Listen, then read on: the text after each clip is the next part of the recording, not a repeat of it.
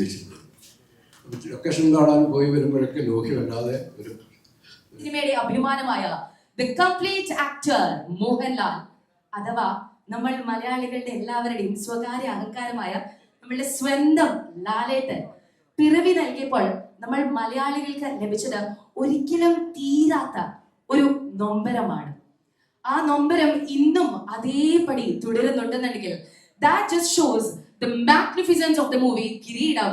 And without any further ado, ladies and gentlemen, let's welcome onto the stage the creative genius, the mega craftsman, the one and only, the ultimate director of Kireedam movie, Sri Sibi Malayil sir, onto the stage.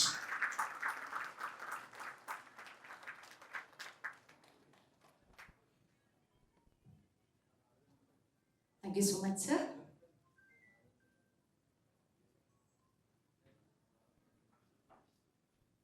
എല്ലാവർക്കും നമസ്കാരം. ഇത് വളരെ ഔപചാരികമായ ഒരു കൂടിച്ചേരലല്ല. നമ്മൾ പരസ്പരം അറിയാവുന്ന ഒരുപാട് പേരുടെ ഒരു ഒത്തുകൂടലാണ്. ഈ ദിവസത്തിന് ഒരു പ്രത്യേകതയുണ്ട്. ഒരു അവിചാരിതമായ ഒരു യാദൃശ്ചികതയാണ്. ഏതാണ്ട് കൃത്യമായും പറഞ്ഞാൽ ഒരു വർഷവും ഒരു ദിവസം മുമ്പ് ഇതേ വേദിയിൽ ലാൽ ഉൾപ്പെടെയുള്ള എൻ്റെ സിനിമാ ജീവിതത്തിൽ എന്നോടൊപ്പം യാത്ര ചെയ്ത ഒരുപാട് പേര് ഒത്തുകൂടിയ ഒരു ദിവസമാണ്. എൻ്റെ സിനിമാ ജീവിതത്തിൽ 40 വർഷങ്ങൾ പൂർത്തിയായ ആ ആഘോഷം എൻ്റെ കൂടെ ജോലി ചെയ്ത എൻ്റെ ശിഷ്യന്മാർ സംഘടിപ്പിച്ചതാണ്. ഇന്ന് 37 വർഷങ്ങൾക്ക് മുമ്പുള്ള ഒരു സന്തോഷം കൂടെ നമ്മളോട് ഷെയർ ചെയ്യുകയാണ്.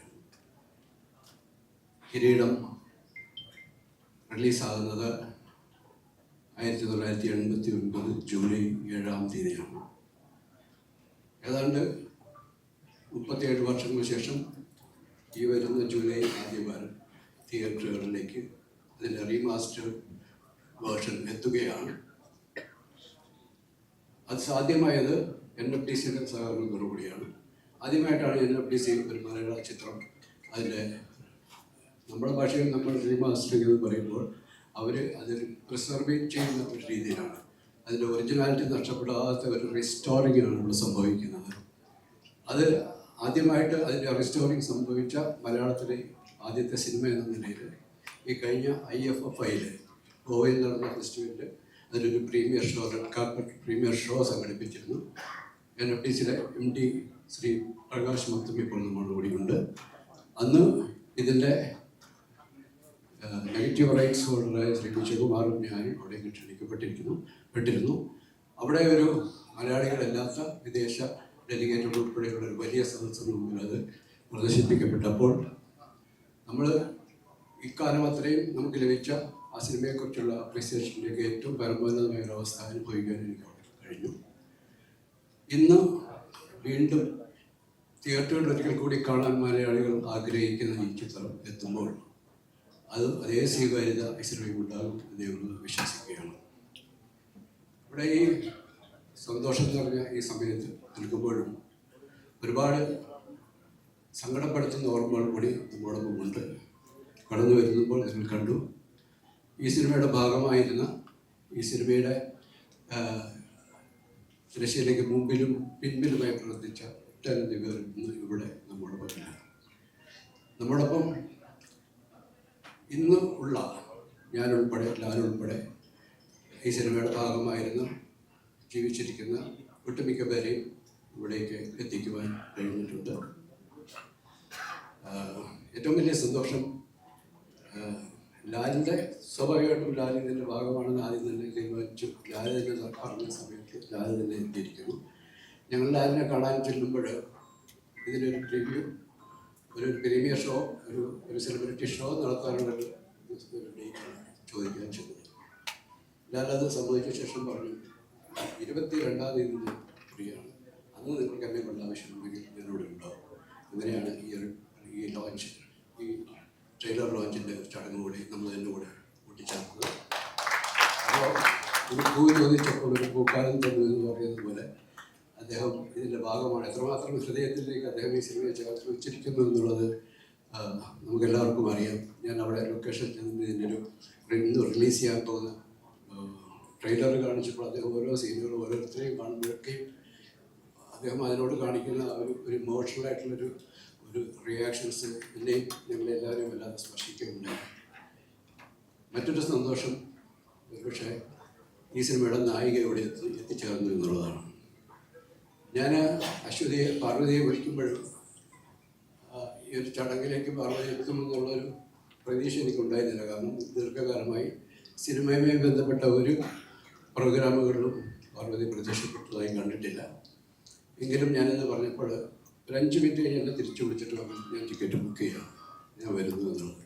അതും വലിയ സന്തോഷം. അങ്ങനെ സേതുമാധവൻ്റെ ദേവിയും ഇവിടെ എത്തിയിരിക്കുന്നു. ഈ സിനിമയുടെ മറ്റ് അണിയറ പ്രവർത്തകരായിട്ടുള്ള ക്യാമറാമാൻ കുമാറുണ്ട്, കൈതപ്പുറം ദാമോദരൻ നമ്പൂരി അദ്ദേഹമുണ്ട്, MG ശ്രീകുമാറുണ്ട്, എഡിറ്റർ ഭൂമിനാഥൻ എത്തിച്ചേർന്നിട്ടുണ്ടെന്ന് വിശ്വസിക്കുന്നു. ഇപ്പോൾ നമ്മുടെ കൂടെ ഉള്ള അഭിനേതാക്കളായിട്ട് ഉള്ള മണിയൻ വെള്ളരാജുണ്ട്, ജഗദീശ് ഇവിടെ എത്തിച്ചേരുമെന്ന് വിശ്വസിക്കുന്നു. ഉഷയുണ്ട്, കൊല്ലം തുളസിയുണ്ട്, പൂജ രാധാകൃഷ്ണനുണ്ട്. അങ്ങനെ ഈ സിനിമയുടെ ഭാഗമായിരുന്ന ഒട്ടുമിക്ക പേരും എത്തിച്ചേർന്നിട്ടുണ്ട്.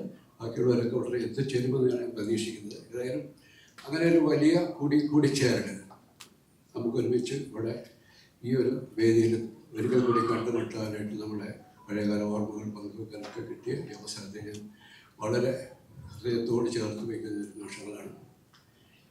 ഇവിടെ നമ്മളെ വിട്ടുപിരിഞ്ഞു പോയവർ ഒരുപാട് പേരുണ്ട്.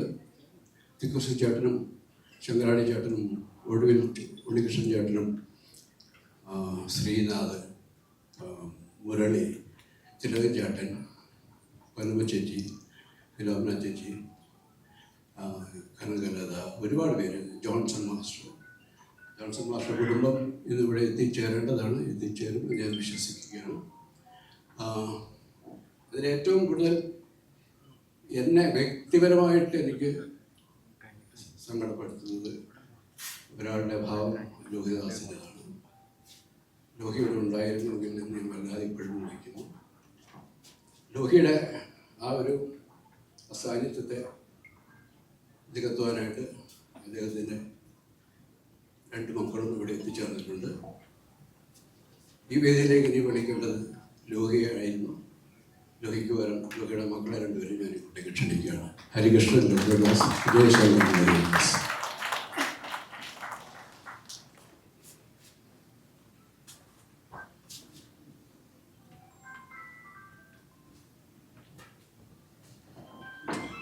ഇതാണ് ഞങ്ങളുടെ കുഞ്ഞുണ്ണി ഉദ്ദേശിച്ചത്. ലൊക്കേഷൻ കാണാൻ പോയി വരുമ്പോഴൊക്കെ ലോഹി വല്ലാതെ ഒരു ടെൻഷനാണ്. കാരണം ലോഹിയുടെ ഭാര്യ ഗർഭിണിയാണ്, പ്രസവം എടുത്തിരിക്കുന്നു, ഏത് ദിവസവും പ്രസവം സംഭവിക്കാം.